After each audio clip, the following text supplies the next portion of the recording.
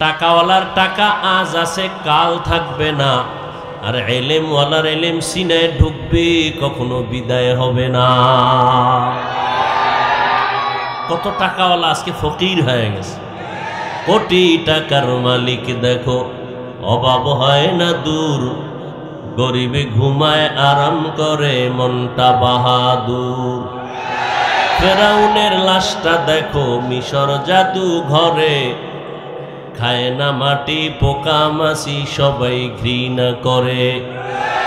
হৃদয়ে থাকিবে যার নম্রতা সাদা, রহমত আসিবে সেথা প্রভুর ওয়াদা। বড়র বড়াই থাকলে দিলে রহমত আসবে না, নিজেকে নিজে ছোট মনে করিও সদা। উঁচু জমিন থেকে পানি নিচু জমিনে যায়, তেমনি খোদার রহমত আসে নম্রতার হৃদয়। বড়র বড়াই থাকলে দিলে রহমত আসবে না, নিজেকে নিজে ছোট মনে করিও সদা। ভোগ বিলাসের বাড়ি গাড়ি পরে রবে সব, থাকতে সময় স্মরণ করো আল্লাহ আমার রব। হযরত আলী বলেন, হে আল্লাহ, আমরা টাকা পয়সা পেয়ে খুশি না, বরং আমাদের ইলম দান করেছো। তোমার আসমানি ইলমের জন্য আমরা খুশি, কারণ টাকাওয়ালার টাকা আজ আছে কাল থাকবে না, ইলমওয়ালার ইলম কখনো বিদায়। টাকাওয়ালার যত টাকা বাড়বে দুশ্মনও বাড়বে, আর ইলমওয়ালার যত ইলম বাড়বে বন্ধু বাড়বে। ওলামায়ে কেরামের বন্ধু কমে না বাড়ে, টাকাওয়ালার দুশ্মন বাড়ে। কি বাড়ে? যত টাকা বাড়ে দুশ্মন বাড়ে, ইলমওয়ালার যত ইলম বাড়ে তত বন্ধু বাড়ে। 3 নাম্বার হলো টাকাওয়ালার যত বয়স বাড়ে অন্যদের তার প্রতি ঘৃণা বাড়ে। কি? নিজের আপনজনেরাও ঘৃণা করে, ছেলেরাও ঘৃণা করে, মেয়েরাও ঘৃণা করে, স্ত্রীও ঘৃণা করে। মনে মনে বলে যদি মালিকটা মরে যাইতো, সন্তান ভাবে বাবায় মরে গেলে, স্ত্রী ভাবে স্বামী যদি মরে যাইতো, সম্পদের মালিক আমি একা হয়ে যাইতাম। আর ইলমওয়ালার যত বয়স বাড়ে তত সম্মান বাড়ে। কথা ঠিক না? এরা মরণের পরেও অমর, এরা মরিয়াও কি সবার হৃদয় তাদের দোয়া, নাম আসলেই দোয়া আসে। এরকম ইলমওয়ালা যারা কোরআনের ইলম সিনায় ধারণ করে দুনিয়ার থেকে বিদায় নিয়েছেন, আল্লাহ এদেরকে জান্নাতের উঁচু মাকাম দান করেন। ইলমওয়ালাকে সম্মান দিবেন কে? আল্লাহ দিলে আপনি পারবেন ফিরাইতে? নমরুদ পেরেছে? সাদ্দাত, ফেরাউন কেউ পারে নাই। মুসা নবীর সম্মান বন্ধ করতে পেরেছে, নমরুদ ইব্রাহিম নবীর সম্মানকে দাবায় রাখতে পেরেছে। পৃথিবীর কেউ পারে না। আর বর্তমানে যত বড় বাহাদুর হোক না কেন, নমরুদের মতো বাহাদুর কেউ নাই, ফেরাউনের মতো নাই, সাদ্দাদের মতো, কারুনের মতো, হামানের মতো, আবু জাহালের মতো নাই। আল্লাহ পাক রব্বুল আলামিন ধরেন, তবে আখিরি নবীর উম্মত হওয়ার কারণে কিছুটা ছাড় দিয়েছেন। তবে ধরাটা আল্লাহ সময় মতো ধরবেন। আল্লাকুমুত তাকাসুর হাত্তা যুরতুমুল মাকাবির। কবর পর্যন্ত যারা এই সম্পদের লোভে পড়ে আছে, সম্মানের লোভে পড়ে আছে, মাকে যদি হত্যা করে, বাবাকে হত্যা করে, কোনো পরোয়া নাই, আমার চেয়ার ঠিক থাকলেই চলে, এরকম মানের লোভ। কিসের লোভ? এই মানের লোভে পড়ে এক পর্যায়ে দেখা গেল দুনিয়াও বরবাদ, আখিরাতও খাসারাত। দুনিয়া ওয়াল আখিরা, দুনিয়াও শেষ, আখিরাতও শেষ। এরকম দেখেন দুনিয়া দুনিয়া করতে গিয়ে, ক্ষমতা ক্ষমতা করতে গিয়ে চিরদিন কেউ ক্ষমতায় টিকে আছিল? গাদ্দাফি কই গেল, সাদ্দাম কই গেল, ডব্লিউ বুশ কই গেল, আল্লাহ পাক সব ধ্বংস করে দিলেন। আল্লাহ বলেন এজন্য হাত্তা জুরতুমুল মাকাবির, কবর পর্যন্ত এদেরকে আকৃষ্ট করে রেখেছে দুনিয়ার প্রাচুর্য, সম্মানের লোভে, সম্পদের লোভে, যৌবনের লোভে। আল্লাহ বলেন তোমরা ভেবেছো তোমাদের চেয়ার, তোমাদের টাকা, তোমাদের সম্পদ তোমাদেরকে আশ্রয় দিবে? আল্লাহ বলেন কাল্লা সাউফা তা'লামুন, এটা কাজে লাগে না লাগে না অচিরেই তোমরা জানতে পারবে। অচিরেই, অচিরেই বলতে কোন জায়গায়? মরণের কালে। কখন মরণ হবে জানা আছে? বলেন মাউতু কাসিন কুল্লু নাসিন শারিবু কবরু বাইতিন কুল্লু নাসিন দাখিলু কাল্লা সাউফা তা'লামুন সুম্মা কাল্লা সাউফা তা'লামুন। আল্লাহ তাআলা বলেন আবার বললাম তোমরা যেই সম্পদের মোহে পড়ে আল্লাহকে ভুলে গেছো, মালের পেছনে পড়ে তোমরা আখিরাতকে ভুলে গেছো। এই মাল, এই সম্পদ কোনো কাজে আসবে না, এই বিষয়টা তোমার সামনে অবলোকন হয়ে যাবে, স্পষ্ট হয়ে যাবে। আমি আবার বললাম কাল্লা সাউফা তা'লামুন, তোমাদের ধারণা কখনোই সঠিক হবে না, যেটা অচিরেই তোমরা জানতে পারবে। কাল্লা লাউ তা'লামুনা ইলমাল ইয়াকিন, যদি তোমরা জানতে পারতা যে আসলে দুনিয়া ক্ষণস্থায়ী, আখিরাত চিরস্থায়ী, তাহলে তোমরা পাগলের মতো আখিরাতের দিকেই দৌড়াইতা। দিন নাই রাত নাই 24টা ঘন্টা ওলামায়ে কেরাম মানুষের পেছনে পেছনে কোরআন হাতে নিয়ে বয়ান করে।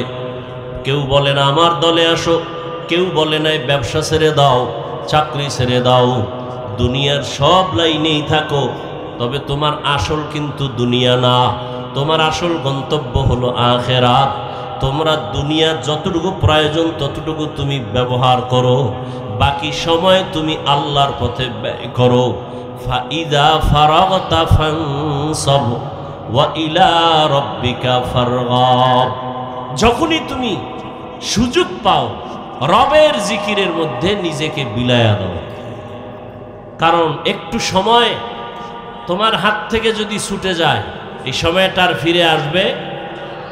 মরণ থেকে যতই পালাও মরণ তোমায় নিবে ঘিরি, যদিও সুদূর আকাশ পানে লুকাও সেথায় লাগিয়ে সিঁড়ি। সূরা তাকাসুর বড় বরকতের সূরা, জন্য নবীজি বলেন সাহাবায়ে কেরামদেরকে তোমাদের মধ্যে এমন কেউ আসো প্রতিদিন 1000 আয়াত তেলাওয়াত করবে? সাহাবায়ে কেরাম বললেন এটা কার সাধ্য আছে? বলে হ্যাঁ আছে। কি? যে ব্যক্তি সূরা তাকাসুর একবার পড়বে 1000 আয়াত তেলাওয়াতের সওয়াব আল্লাহ দান করে দিবেন। একবার সূরা তাকাসুর পড়েন, 1000 আয়াত তেলাওয়াত করলে যা পাবেন একবার সূরা তাকাসুর তেলাওয়াতে তাই পেয়ে যাবেন। বেশি বেশি কোরআন তেলাওয়াত করা প্রয়োজন। ওমরে ফারুক রাদিয়াল্লাহু আনহু থেকে বর্ণিত এক হাদিস, যারা সূরা তাকাসুর বেশি বেশি তেলাওয়াত করে ঘুমাবে, আল্লাহ মরণের আগে আল্লাহর সাথে দিদারের ব্যবস্থা করে দিবে। সূরা তাকাসুরের এত মর্যাদা, কারণ এই সূরাটা বারবার মানুষকে মরণের কথা স্মরণ করায়। আমরা না করলে কি হবে? কেন স্মরণ করায়? আল্লাহ কি বলেন? আল্লাহ কুমুত তাকাসুর, তোমাদেরকে গাফেল করে ফেললো তোমাদের সম্মান, তোমাদের সম্পদের লোভ, জনবল, ধনবল, এই বলের মধ্যে পড়ে তোমরা আখিরাতকে ভুলে গেছো। হাত্তা জুরতুমুল মাকাবির, কবর পর্যন্ত যাওয়া, এই পর্যন্ত তোমরা আখিরাতকে ভুলে গেছো। এই জন্য হযরত আলী বলেন এই সূরা আমাদেরকে কবরের আযাব সম্পর্কে সতর্কবাণী প্রদান করে। দুনিয়ার মোহ, দুনিয়ার লোভ, এই সূরা আমাদেরকে ত্যাগ করার জন্য বারবার তাকিদ দিতেছে। বারবার যদি তোমরা জানতা, বুঝতা আসলেই দুনিয়ার কোনো দাম নেই, দুনিয়া দুনিয়া করিয়া কেউ দুনিয়ার থেকে কিছু নিতে পেরেছে? খালি হাতে কবরে চলে গেল। তাহলে যার অন্তরে একবার ঢুকবে দুনিয়া কিছুই না, ওই বান্দা আখেরাত তো পাবেই, দুনিয়াও পাবে। আচ্ছা দেখেন, আমরা আখেরাতের চিন্তা করে যে চলতেছি, নামাজ পড়ি কি জন্য? দুনিয়ার জন্য না আখেরাতের জন্য? রোজা রাখি কি জন্য বলেন? দাড়ি রাখছি, এটা কি আমার আব্বার কথা না রসুলের আদর্শ? কি জন্য? দুনিয়া না আখেরাত? এই যে লম্বা পোশাক পরলাম, 5 ওয়াক্ত নামাজ পড়ি, মানুষের বয়ান করি, মানুষের সেবা করার চেষ্টা করি, হালাল খাই, কি আব্বার জন্য না রসুলের আদর্শ? কি দুনিয়া পাবো না আখেরাত? তাহলে আমরা আখেরাতের জন্য টুপি পরছি, আমরা আখেরাতের জন্যই দাড়ি লম্বা করেছি। বলেন তো আমরা কি না খাই আছি? দুনিয়ার লাইনে আমরা মানুষের কাছে ভিক্ষা করে খাই। তাহলে আমরা আখেরাত নিয়ে যারা ভাবি চলি, দুনিয়া অটোমেটিক আমাদের পেছনে আসতেছে। এজন্য নবী বলেন, যারা দুনিয়ার মোহাব্বতকে প্রাধান্য দেয় তারা আখেরাত বরবাদ করলো, আর যারা আখেরাতকে প্রাধান্য দেয় তারা দুনিয়া বরবাদ করলো।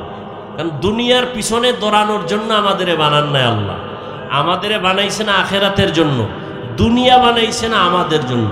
অতএব দুনিয়া আমার পিছনে ঘুরবে, আমি আখেরাতের পিছনে ঘুরব।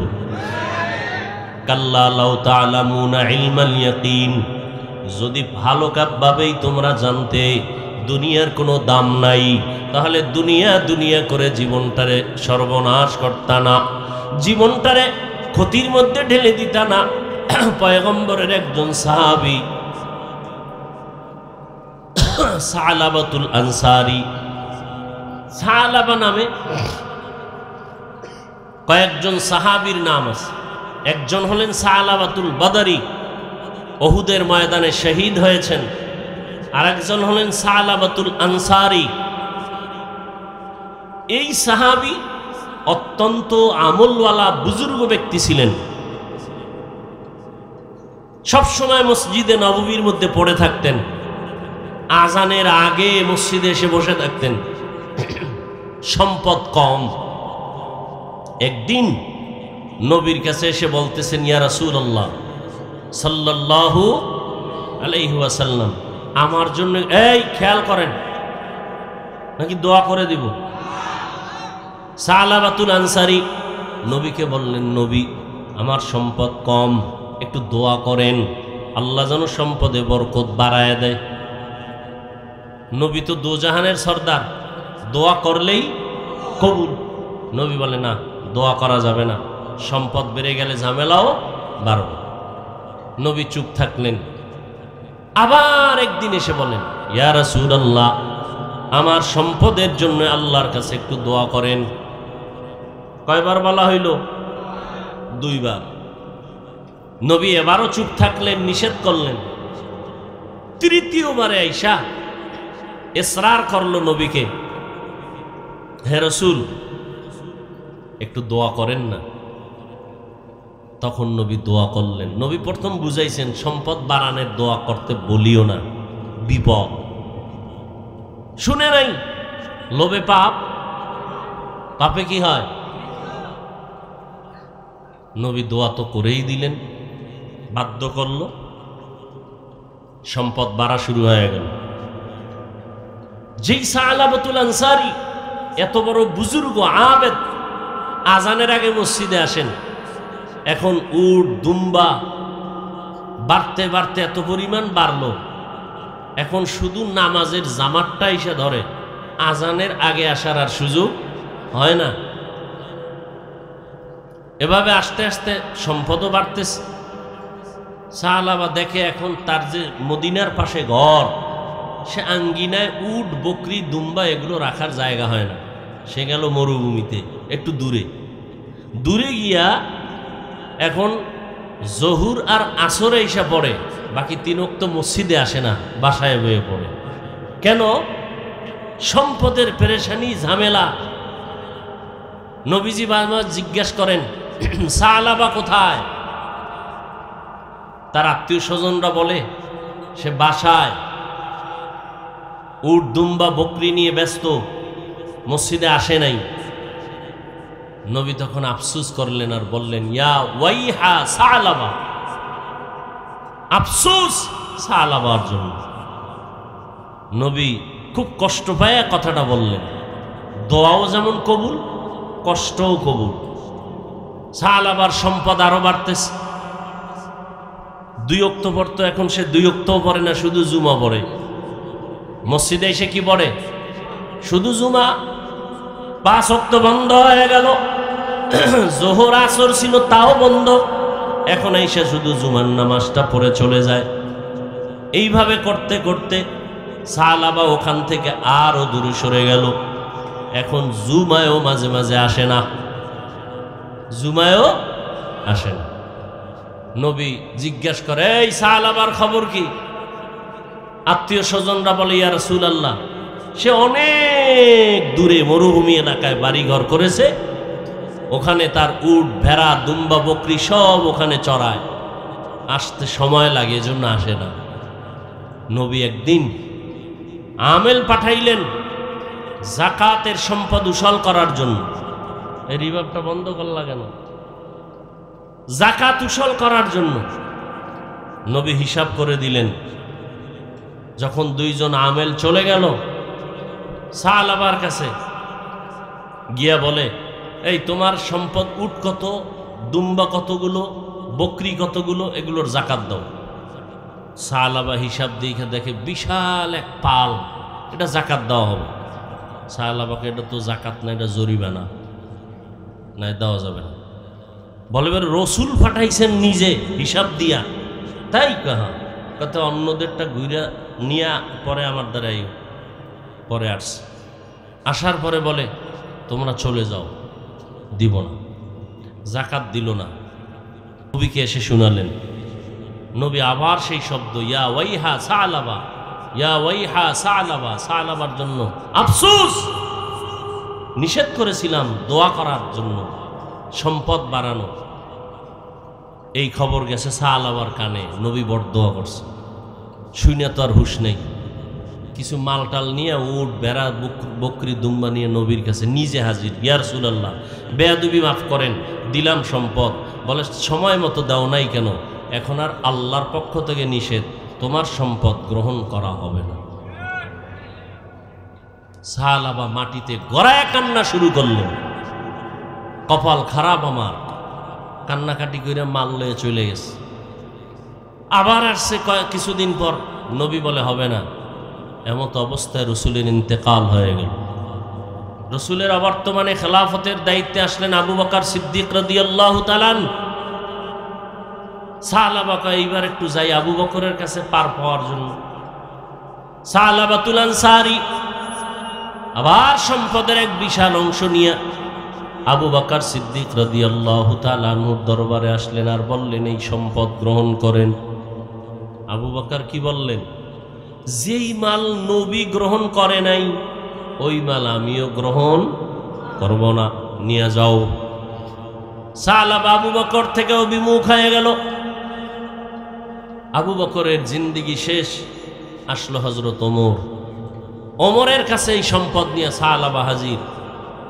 ওমর বলে, যেই সম্পদ নবী গ্রহণ করেন নাই, আবু বকর সিদ্দিক রাদিয়াল্লাহু আনহু গ্রহণ করেন না, এটা আমিও গ্রহণ করব। ওসমান রাদিয়াল্লাহু তাআলা আনহুর খেলাফতকালে নিয়ে আসেন, গ্রহণ করেন নাই। এরপরে সে দুনিয়ার থেকে বিদায় হয়ে গেছেন। আলহাকুমুত তাকাসুর হাত্তা জুরতুমুল মাকাবির। তোমাদেরকে মশগুল করে রেখেছে, তোমাদেরকে আস্বাদনে ফেলে রেখেছে, গাফেল করে রেখেছে আখেরাত থেকে। কিসে? সম্পদ, প্রাচুর্য, দুনিয়া তোমাদেরকে আকৃষ্ট করে রেখেছে। জন্য রসুল হাদিসে বলেন, হুব্বুদ দুনিয়া রাসু কুল্লি খাতিয়া। দুনিয়ার মোহাব্বত হলো সব গুনাহের মূল। এজন্য আল্লাহ বলেন, যদি ভালো করে তোমরা জানতে পারতা, অন্তরের মধ্যে যদি তোমরা ভালো করে ইয়াকিন করতে পারতা যে আসলে দুনিয়ার কোনো মূল্য নাই, আখিরাতের মূল্যই আসল, তাহলে তোমরা দুনিয়ার মধ্যে পাগল পারা হয়ে যাইতা না, দুনিয়ার পেছনে নিজের জীবন যৌবনকে উৎসর্গ করতা না। ওলামায়ে কেরাম, সাহাবায়ে কেরাম, আম্বিয়ায়ে কেরাম, এরা খানা খাইছেন, ঘুমাইছেন, ব্যবসা করছেন, চাকরি করেছেন, কিন্তু তাদের মাকসাদ দুনিয়া না, তাদের আসল ছিল আখিরাত। তাদের আসল কি ছিল? আখিরাত। আর আমরা নামাজ পড়ি, একটু জিকির করি, ওয়াজ মাহফিলে আসি না, আখিরাত মনে করি না, যাই একটু ঘুরে আসি।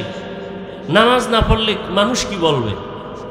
মাঝে মাঝে পড়ি, জুমায় না গেলে কি বলবে? কোরবানি না দিলে আমার সন্তানেরা কি খাবে? অন্যেরা কি বলবে? আমাদের আসল বানায় নিছি দুনিয়া, আখিরাতের কাজটাকেও দুনিয়ার জন্য বানায় নিছি। মানুষ নামাজি বলবে, একটু সম্মান পাবো, মসজিদ কমিটিতে ঢুকতে পারবো 2 এক ওয়াক্ত নামাজ পড়লে। কি বাইরে কোনো মাস্তানি করার জায়গা হয় না, মসজিদের মধ্যে ঢুকে মাস্তান হয়, আছে না নাই? 2 এক ওয়াক্ত নামাজ পড়লে পড়লে, না পড়লে নাই। মসজিদ কমিটিতে আসিয়াও নেশা পান করে, মদ পান করে, আছে না নাই? এদের মধ্যে আল্লাহর ভয় নাই। আল্লাহকুমুত তাকাসুর, এদেরকে দুনিয়ার সম্পদের প্রাচুর্যে বিমোহিত করে ফেলেছে। আল্লাহ তাআলা বলেন, কাল্লা লাউ তা'লামুনা ইলমাল ইয়াকিন, যদি তোমরা ইয়াকিন ভালো করে জানতে, অন্তরের অন্তঃস্থল থেকে দুনিয়ার কোনো মূল্য নাই, তাহলে তোমরা আখিরাতের জন্য পাগল পাড়া হয়ে যাইতে, দুনিয়ার জন্য 1 সেকেন্ড সময় ব্যয় করতে না। আল্লাহ তাআলা বলেন, লাতারাউন্নাল জাহিম, অচিরেই তোমরা দ্রুত গতিতেই দেখবা জাহান্নামের লেলিহান শিখা। যেই সম্পদের পাগল পাড়া হয়ে গেছো, এগুলো সব জাহান্নামে চলে যাবে। তুমি নিজে তাকায় দেখবা জাহান্নাম। সুম্মা লাতারাউন্নাহা আইনাল ইয়াকিন, একটা দেখবা দূরের থেকে, আর একটা দেখবা ভিতরে গিয়া। দূরের থেকে দেখবা জাহান্নামের আগুন জ্বলতেছে, আর একটা দেখবা ভিতরে গিয়া, ভিতরে আগুনের মধ্যে গিয়া অনুভব করবা, নিজের শরীরের মধ্যে লাগবে জাহান্নামের আগুন। তখন আফসোস করলেও কোনো কাজ হবে না। সুম্মা লাতারাউন্নাহা আইনাল ইয়াকিন, এরপরে সাবধান, তোমার থেকে হিসাব নেওয়া হবে কড়ায় গন্ডায়। সুম্মা লাতুসআলুন্না ইয়াউমাইযিন আনিন নাঈম, জীবনে আল্লাহর দেওয়া নিয়ামত যা যা আল্লাহ দিয়েছেন, এ বিষয়ে আল্লাহর কাছে জবাব দিতে হবে। কি নিয়ামত? আমার ফুল বডি আল্লাহর পক্ষ থেকে আমার জন্য কি নিয়ামত। সুম্মা লাতুসআলুন্না ইয়াউমাইযিন আনিন নাঈম, আমার 2 চোখ বড় নিয়ামত, আমার 2 হাত বড় নিয়ামত। যার হাত 2টা নাই তার কাছে জিজ্ঞেস করো হাতের মূল্য কত। যার 2 চক্ষু নাই তাকে জিজ্ঞেস করো চোখের মূল্য কত। ও যুবক, আজকে সারা রাত মোবাইলের দিকে তাকায় যেই চোখকে নষ্ট করতেছে, যেই বেচারা, যেই যুবক ছেলেটা চোখে দেখে না, অন্ধ অন্ধ, চোখেই দেখে না। তোমারে যদি অনেক মানুষ, ভালো মানুষ, চোখেও দেখে, ঘুমের মধ্যে কি হয়ে গেছে, হয় না এরকম? ঘুমের মধ্যে অন্ধ হয় না? তোমারে যদি আল্লাহ অন্ধ বানায় দেয়, কেমনে তুমি মোবাইলে নাচ গান দেখবা? আল্লাহ পারেননি, ক্ষমতা আসেনি। আল্লাহ বলবেন, সুম্মা লাতুসআলুন্না ইয়াউমাইযিন আনিন নাঈম, আমার নেয়ামত কোন কাজে ব্যয় করেছো, নেয়ামতের হক কি আদায় করেছো, আমি যা দিয়েছি তুমি কি দিয়েছো? তুমি তো দুনিয়াতে এসে মা বলে ডাকতে পারো নাই, বাবা বলে ডাকতে পারো নাই। আমি তোমাকে ডাক শিখাইছি, হাঁটতে পারো নাই, হাঁটা কে শিখাইছেন? কথা বলেন না কেন? সে আল্লাহর হক কি আদায় করেছে? আল্লাহর কাছে কি জবাব দিবেন? আল্লাহর দেয়া পানি এক নেয়ামত, আল্লাহর দেয়া সূর্যের আলো নেয়ামত, আল্লাহর দেয়া চাঁদের আলো নেয়ামত, বাতাস এক নেয়ামত, পানি এক নেয়ামত। আল্লাহ তাআলা এত সুন্দর আরামের ব্যবস্থা করেছেন। প্রচন্ড গরম, নারিকেল গাছের আগায় গিয়া ডাব পেরে তুমি খাইতেছো, এত আগুন, কিন্তু ডাবের পানি গরম না ঠান্ডা? জোরে বলেন। কতটা কাভারিং করে দিয়েছেন পানিটা তোমার আমার জন্য। সুম্মা লাতুসআলুন্না ইয়াউমাইযিন আনিন নাঈম, আল্লাহ পাকের নিয়ামতের কি শুকর আদায় করেছো? সম্পদের পেছনে পড়ে, সম্মানের লোভে পড়িয়া আখিরাতকে ভুলে যাইও না রে মুমিন। এখনো সময় আছে, হিসাবকে রেডি করে নাও। সন্তান বড় নেয়ামত, মা বাবার জন্য সন্নেককার সন্তান বড় নেয়ামত। সন্তানের জন্য মা বাবা বড় নেয়ামত, এলাকাবাসীর জন্য মসজিদ বড় নেয়ামত, মসজিদের মুসল্লিদের জন্য একজন আমলওয়ালা ইমাম সাহেব বড় নেয়ামত। কথা ঠিক নেই? একজন আমলওয়ালা মুয়াজ্জিন বড় নেয়ামত। একজন স্বামীর জন্য পর্দানিশী হালাল এবং সতীসাধ্যী চরিত্রবান স্ত্রী বড় নেয়ামত। একজন স্ত্রীর জন্য একজন সচ্চরিত্র সচ্চরিত্রের স্বামী বড় নেয়ামত। এই নেয়ামতের শুকর আদায় করো। কিয়ামতের ময়দানে আল্লাহ পাক রব্বুল আলামিন এক এক করে নেয়ামতের হিসাব নিবেন। ওই সময় আপন বলতে কেউ থাকবে না। এই হাসরের ময়দানে করায় গন্ডা আল্লাহ হিসাব নিবেন। আমার নবী বলেন, হাসরের মাঠে আল্লাহ যখন জিজ্ঞাসা করবেন, মানুষগুলো পাগলের মতো হয়ে যাবে, কারণ সব উলঙ্গ থাকবে, হাঁটার কোনো সুযোগ নাই, কেউ কারো দিকে নজর দেওয়ারও সুযোগ হবে না। ওই কঠিন মুসিবতের সময় আল্লাহর কাছে জবাবদিহিতার কাঠগড়ায় যখন দাঁড়াবে, মানুষগুলো পাগলের মতো চিৎকার দিতে শুরু করবে। আপন বলতে কেউ থাকবে না, বরং আপন যারা থাকবে তারা আপন থেকে পালায়ন করবে। ইয়াউমা ইয়াফিরুল মারউ মিন আখিহি ওয়া উম্মিহি ওয়া আবিহি ওয়া সাহিবাতিহি ওয়া বানিহি। এরে যুবক আল্লাহর গোলাম, দুটো চোখ আল্লাহ দিয়েছে বড় নেয়ামত, শুকর আদায় করিও। জীবনে বহু শয়তানের ধোকায় দুনিয়ার মোহে পড়িয়া আজকে তুমি মনে করছো লেখাপড়া করে ডাক্তার হবা, ইঞ্জিনিয়ার হবা, কোটি কোটি সম্পদের মালিক হবা। এই নিয়তটা করিয়া তোমার জীবনকে বরবাদ করিও না, বরং তুমি নিয়ত করো আমি বড় ডাক্তার হব, বড় ইঞ্জিনিয়ার হয়ে ও আল্লাহ তোমার জমিনে তোমার বান্দাদের খেদমত করব। দেখবা এর দ্বারা আল্লাহও খুশি হবেন, দুনিয়াতে যা প্রয়োজন আল্লাহ তা ব্যবস্থাও করে দিবেন। মা বাবার খেদমত করব, ওলামায়ে কেরামের খেদমত করব, জনগণের খেদমত করব, যার পারি উপকার করব, কারো ক্ষতি করব না।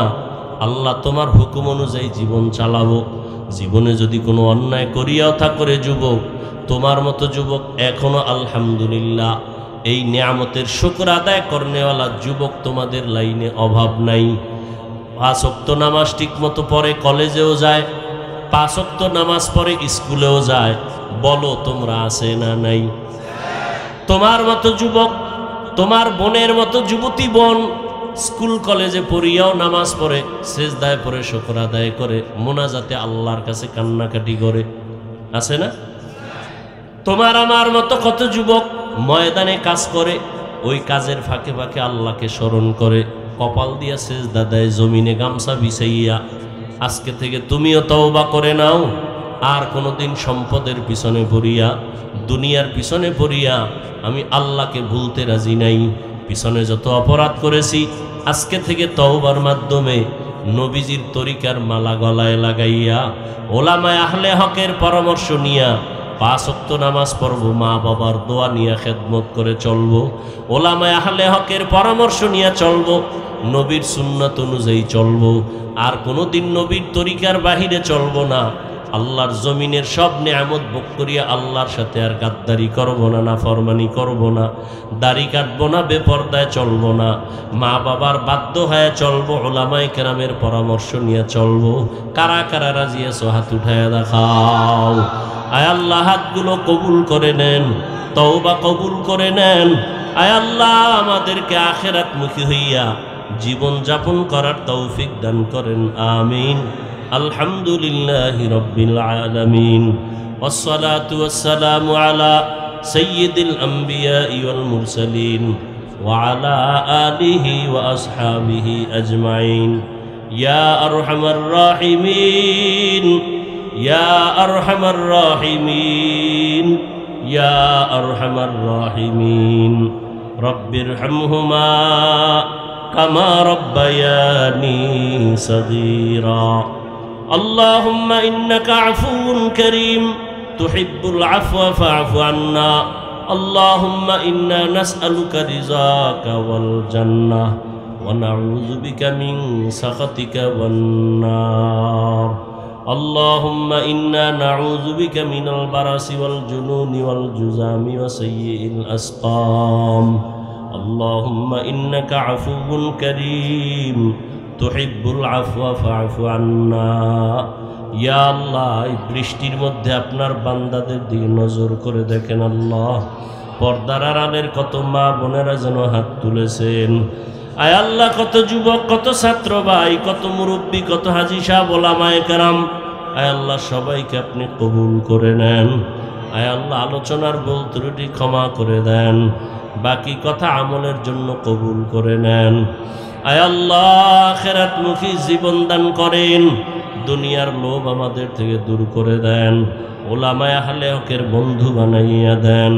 আয় আল্লাহ, 5 ওয়াক্ত নামাজি বানায়া দেন, আমার কলিজার প্রত্যেকটা যুবকের দিনের খাদেম বানায়া দেন। আয় আল্লাহ, সকলের কামাই রুজিতে হালালভাবে বরকত বাড়ায়া দেন। আয় আল্লাহ, ভাবিদের অভাব দূর করে দেন। আয় আল্লাহ, বিদেশের ঘরে যারা আছে সবাইকে হেফাজত করেন, হালালভাবে রিজিকের ব্যবস্থা করে দেন। বাড়ি ঘরে যারা আছে ইজ্জতের সাথে হেফাজত করেন, চলার পথে হেফাজত করেন। আয় আল্লাহ, কোরআন ও হাদিসের ইলমের নূর সিনায় দান করেন। আয় আল্লাহ, দিলের ন্যাক আশা পূরণ করে দেন। নবীজির রওজা বাইতুল্লাহ জিয়ারতের তৌফিক দান করেন। যারা গিয়েছে বারবার যাওয়ার তৌফিক দান করেন। আয় আল্লাহ, খরচের ব্যবস্থা করে দেন। আয় আল্লাহ, দাম্পত্য জীবন সবার সুখময় করে দেন। আয় আল্লাহ, মা বাবার সন্তানগুলো কবুল করে নেন। প্রত্যেকটা ঘর নবীর সুন্নতলা ঘর বানায় দেন।